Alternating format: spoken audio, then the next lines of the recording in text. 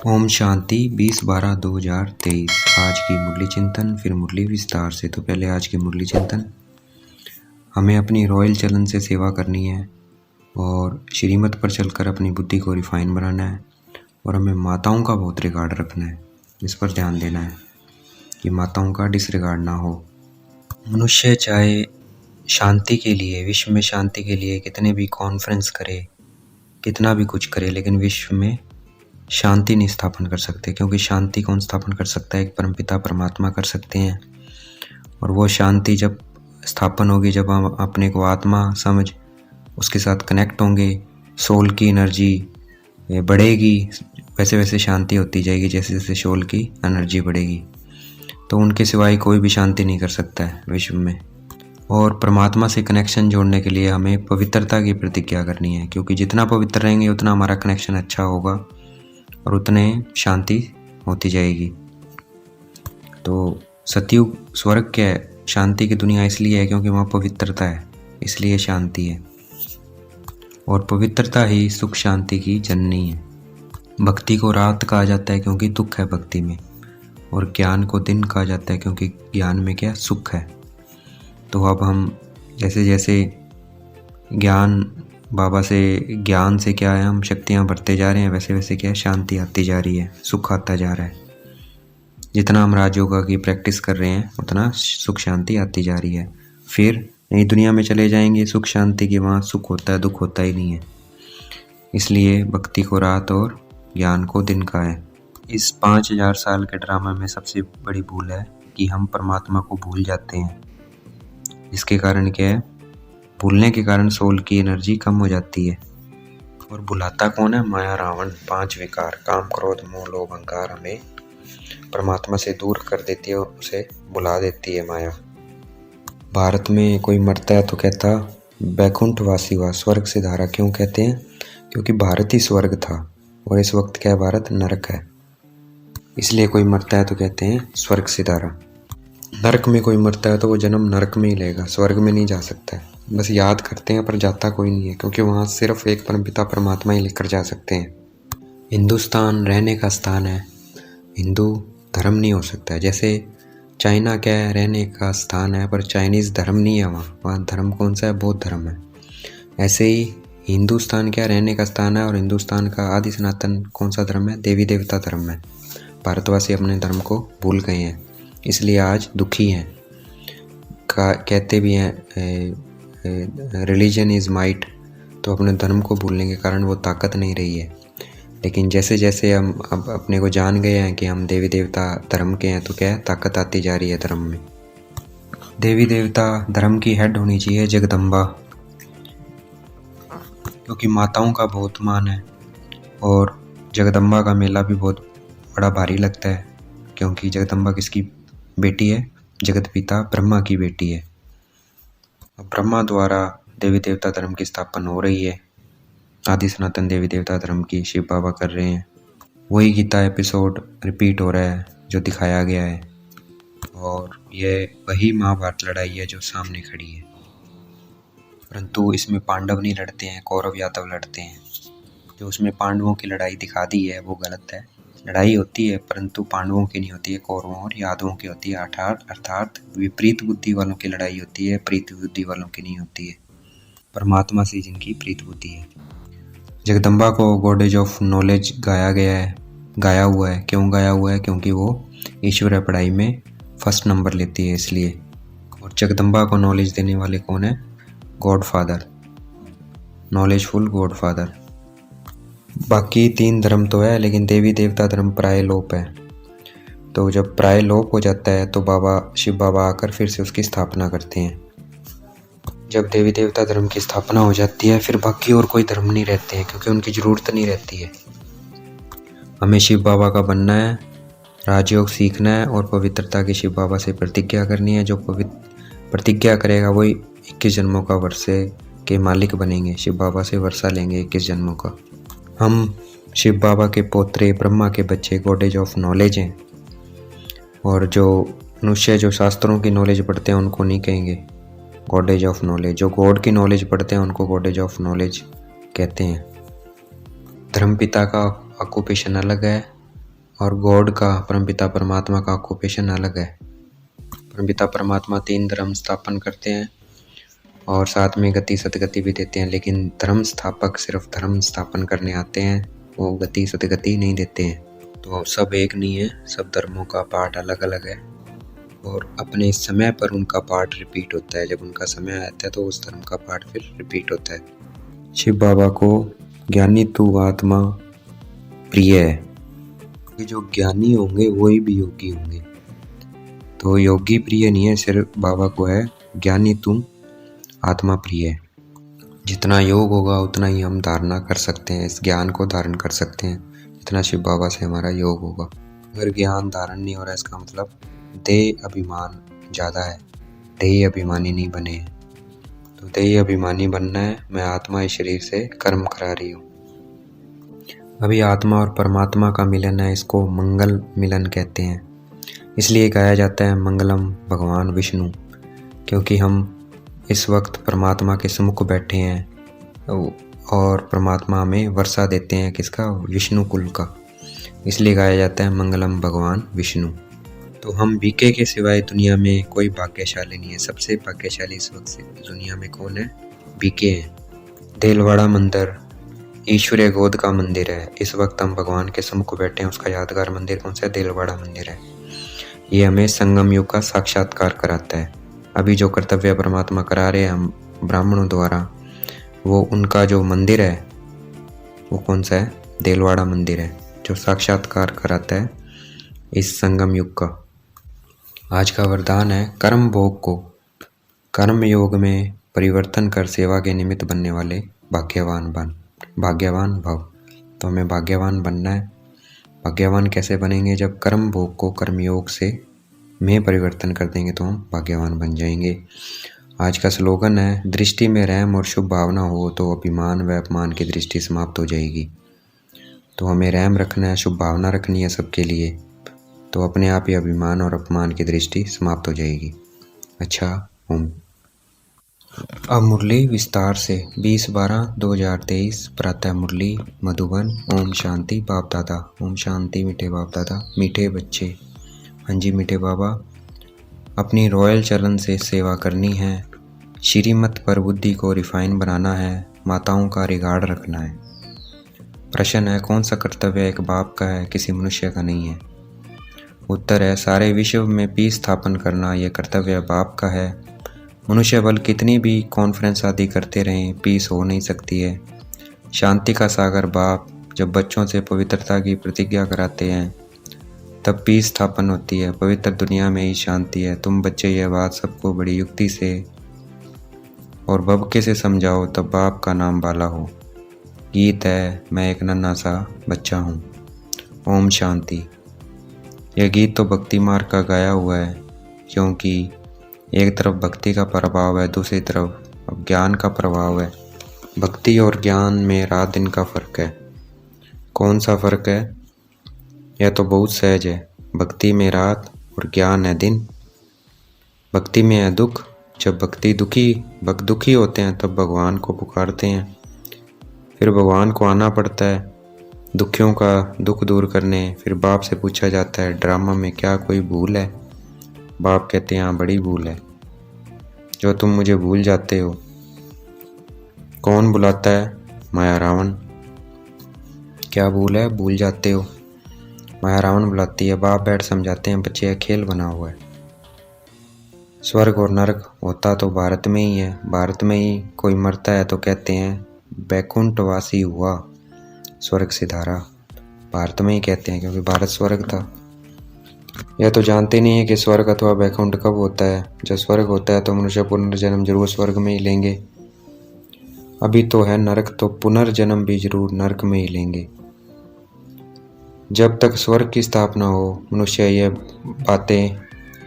बातें नहीं जानते हैं। एक है ईश्वरीय अथवा राम संप्रदाय, दूसरा है रावण संप्रदाय। सत्युग त्रेता में राम संप्रदाय है, उनको कोई दुख नहीं है जब राम संप्रदाय है। अशोक वाटिका में रहते हैं, फिर आधा कल्प बाद रावण राज्य शुरू होता है। अब बाप फिर से आदि सनातन देवी देवता धर्म स्थापन करते हैं, वह है सबसे सर्वोत्तम धर्म। धर्म तो सब है ना, धर्मों की कॉन्फ्रेंस होती है। भारत में अनेक धर्म वाले आते हैं, कॉन्फ्रेंस करते हैं। अब जो भारतवासी धर्म को मानने वाले ही नहीं है, अब जो भारतवासी धर्म को मानने वाले ही नहीं है, वह कॉन्फ्रेंस क्या करेंगे। वास्तव में भारत का प्राचीन धर्म तो है आदि सनातन देवी देवता धर्म। हिंदू धर्म तो है नहीं, सबसे ऊंचे देवी देवता धर्म। अब कायदा कहता है सबसे ऊंचे से ऊंचे धर्म वालों को गद्दी पर बिठाना चाहिए। सबसे आगे किसको बिठाएं, इस पर भी कभी उन्हों का झगड़ा लग पड़ता है। जैसे एक बार कुंभ के मेले में झगड़ा हो गया था। वह कहें पहले हमारी सवारी चले, वह कहे पहले हमारे लड़ पड़े थे। तो अब इस कॉन्फ्रेंस में बच्चों को यह समझाना है कि ऊंच से ऊंच कौन सा धर्म है। वह तो जानते नहीं है। बाप कहते हैं आदि सनातन है ही देवी देवता धर्म, जो अब प्राय लोप है हो गया है। अपने को हिंदू कहलाने लग पड़े हैं। अब चीन में रहने वाले अपना धर्म चीन तो नहीं कहेंगे, वो लोग तो इसको नामी ग्रामी देखते हैं, उनको मुख्य करके बिठा देते हैं। कायदे अनुसार कॉन्फ्रेंस में बहुत तो आ नहीं सकते, सिर्फ रिलीजन के हेड्स को ही निमंत्रण दिया जाता है। बहुतों से फिर बहुत बोलचाल हो जाता है। अब उन्हों को राय देने वाला तो कोई है नहीं। तुम हो ऊंचे ऊंचे देवी देवता धर्म वाले, अब देवता धर्म की स्थापना कर रहे हो। तुम ही बता सकते हो भारत का जो मुख्य धर्म है, जो सब धर्मों का माई बाप है, उनके हेड को इस कॉन्फ्रेंस में मुख्य बनाना चाहिए। गद्दी नशीन उनको करना चाहिए, बाकी तो सब हैं उनके नीचे। तो मुख्य बच्चे जो हैं उनकी बुद्धि चलनी चाहिए।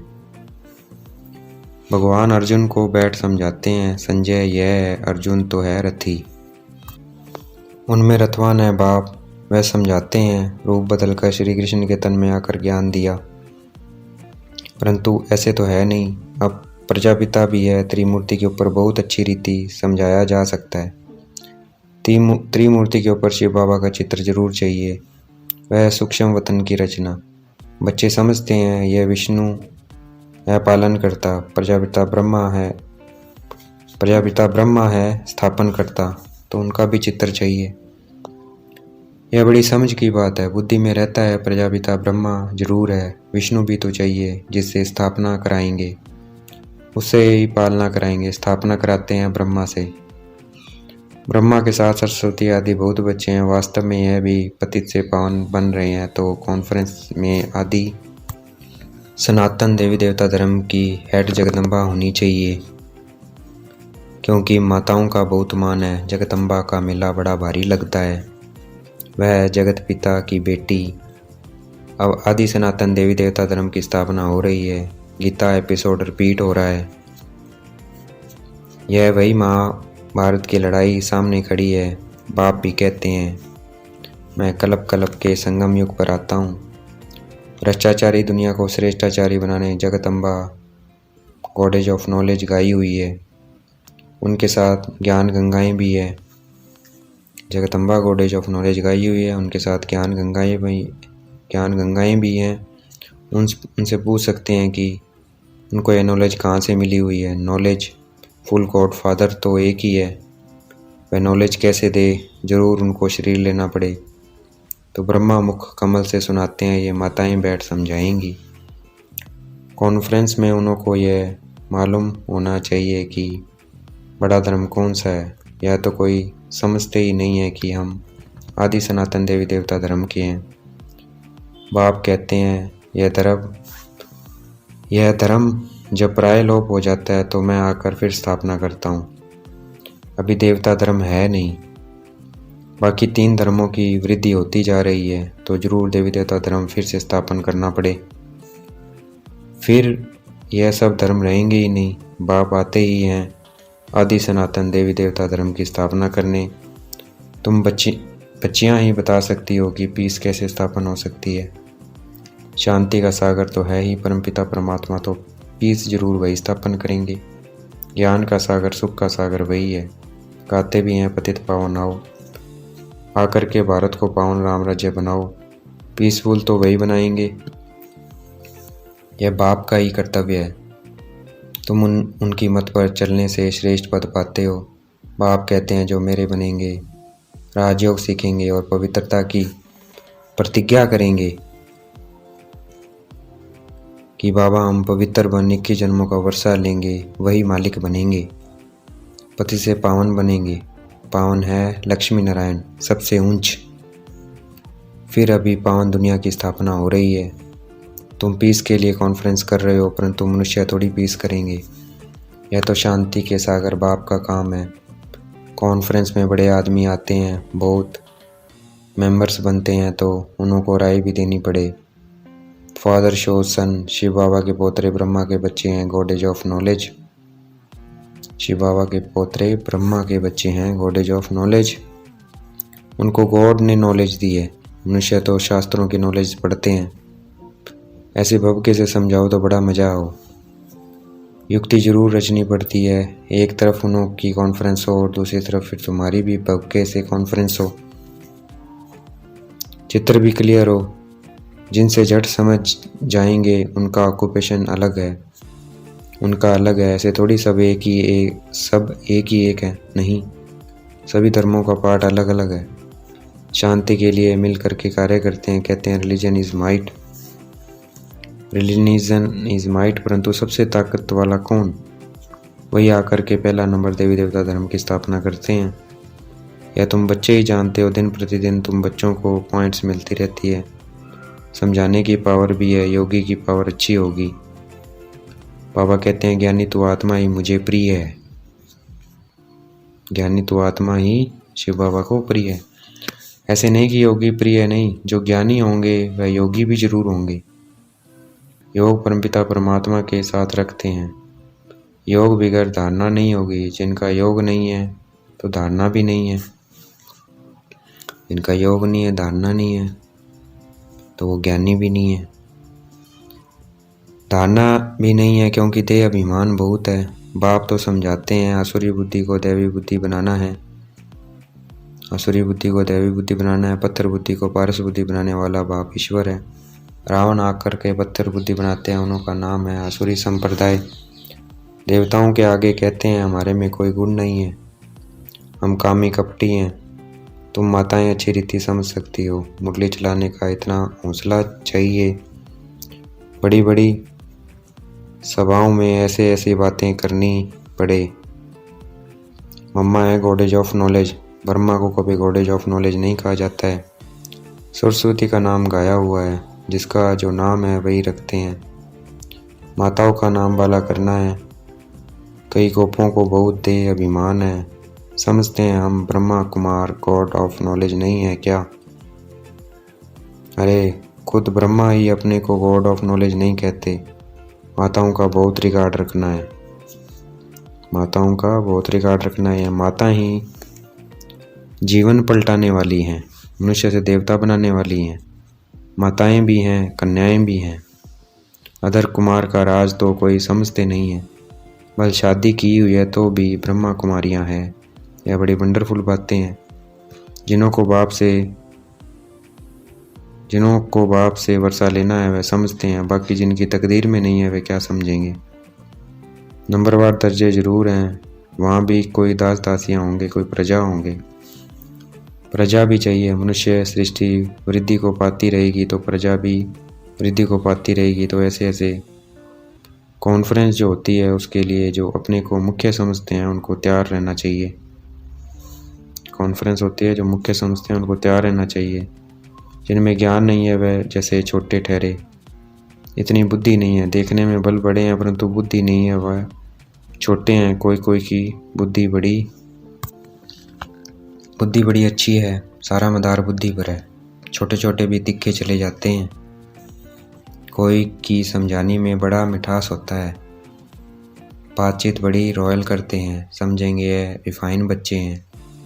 चलन में भी शो होता है। बच्चों का चलन बहुत रॉयल होना चाहिए। कोई अनरॉयल काम नहीं करना चाहिए। नाम बदनाम करने वाले उच्च पद पा नहीं सकेंगे। शिव बाबा का नाम बदनाम करते हैं तो बाप का भी हक है समझाने का। अच्छा देखेंगे, बाप दादा याद प्यार दे रहे हैं, परंतु उससे पहले रात्रि क्लास है, रात्रि क्लास देखेंगे। अब तुम बच्चे समझते हो कि हम जीव आत्माएं परमपिता परमात्मा के सम्मुख बैठे हैं। इसको ही मंगल मिलन कहा जाता है। गाया जाता है मंगलम भगवान विष्णु। अभी मंगल है ना मिलन का, भगवान वर्षा देते हैं विष्णु कुल का, इसलिए उनको मंगलम भगवान विष्णु कहा जाता है। जब बाप मिलते हैं जीव आत्माओं से, वह मिलन बड़ा सुंदर है। तुम भी समझते हो अभी हम ईश्वर बच्चे बने हैं। ईश्वर से अपना वर्षा लेने के लिए बच्चे जानते हैं ईश्वर के वर्षे बाद दैवी वर्षा मिलता है, अर्थात स्वर्ग में पुनर्जन्म मिलता है। तो तुम बच्चों को खुशी का पारा चढ़ा रहना चाहिए। तुम जैसे खुश नसीब व सौभाग्यशाली तो कोई है नहीं। दुनिया में सिवाय ब्राह्मण कुल के और कोई भी भाग्यशाली हो नहीं सकता। ब्राह्मण कुल के और कोई भाग्यशाली हो नहीं सकता। विष्णु कुल सेकंड नंबर में हो गया, वह दैवी गोद का हो जाती है। अभी ईश्वरीय गोद है, यह तो ऊंच ठहरे ना।